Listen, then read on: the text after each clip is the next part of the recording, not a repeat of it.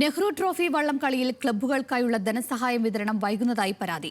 കഴിഞ്ഞ വർഷം നടന്ന നെഹ്റു ട്രോഫി ജേതാക്കളുടെ സമ്മാനത്തുകയും ഇതുവരെ കൈമാറിയിട്ടില്ല. ഇതോടെ സാമ്പത്തിക പ്രതിസന്ധിയിലായ ക്ലബ്ബുകൾ ഈ വർഷത്തെ മത്സരങ്ങളിൽ എങ്ങനെ പങ്കെടുക്കുമെന്ന ആശങ്കയിലാണ്.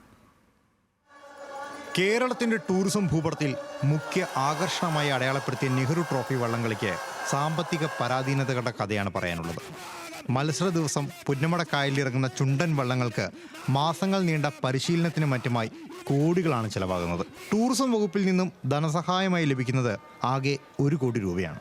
ഇതാകട്ടെ വള്ളംകളി കഴിഞ്ഞ് മാസങ്ങൾ പിന്നിട്ടിട്ടും വിതരണം ചെയ്തിട്ട് പോലുമില്ല. സ്വർണം പണയം വെച്ചും പലിശയ്ക്ക് കാശ് കൊടുത്തുമൊക്കെയാണ് ഇതുവരെയുള്ള കാര്യങ്ങളൊക്കെ ഞങ്ങൾ മുന്നോട്ട് കൊണ്ടുപോയിരിക്കുന്നത്. ഇപ്പോൾ പലിശ കൊണ്ട് മൂടിയിരിക്കുകയാണ് ക്ലബിൻ്റെ സാമ്പത്തിക ശേഷി.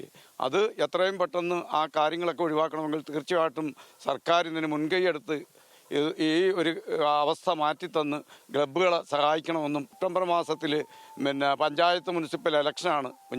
മുനിസിപ്പൽ ഇലക്ഷൻ നടക്കുമ്പോൾ ആ ഇലക്ഷനും വള്ളംകളിയും കൂടെ ക്ലാഷ് ആകുമോ, അപ്പോൾ ഈ വള്ളംകളി വീണ്ടും നീണ്ടുപോകുമോ, അങ്ങനെയൊക്കെ ഉള്ളൊരു ആശങ്കയിലാണിപ്പം വള്ളംകളി ജലോത്സവ പ്രേമികൾ.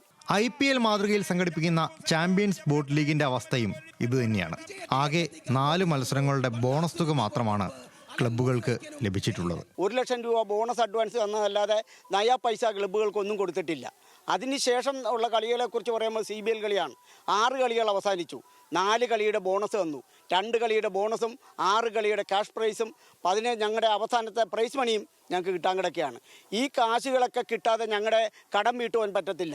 കഴിഞ്ഞ വർഷം സെപ്റ്റംബർ 28 നടന്ന വള്ളംകളിയുടെ ധനസഹായ വിതരണത്തിന് ഉത്തരവ് വന്നത് ഈ വർഷം ജനുവരിയിലാണ്. നെഹ്റു ട്രോഫി ബോട്ട് സൊസൈറ്റിയുടെ അക്കൗണ്ടിലേക്കാണ് ഈ പണം എത്തുന്നത്. 1 കോടി രൂപ ലഭിക്കുമ്പോഴും ജലോത്സവത്തിന്റെ മുഴുവൻ ചെലവും തീർക്കണമെങ്കിൽ വേറെയും തുക അധികമായി കണ്ടെത്തേണ്ടി വരും. ഇപ്പോൾ അനുവദിച്ചിരിക്കുന്ന തുക വള്ളസമിതിയുടെ കയ്യിലെത്തിയാൽ മാത്രമേ ഈ വർഷത്തെ മത്സരങ്ങൾക്കായുള്ള തയ്യാറെടുപ്പുകൾ ആരംഭിക്കാൻ പോലും സാധിക്കുകയുള്ളൂ.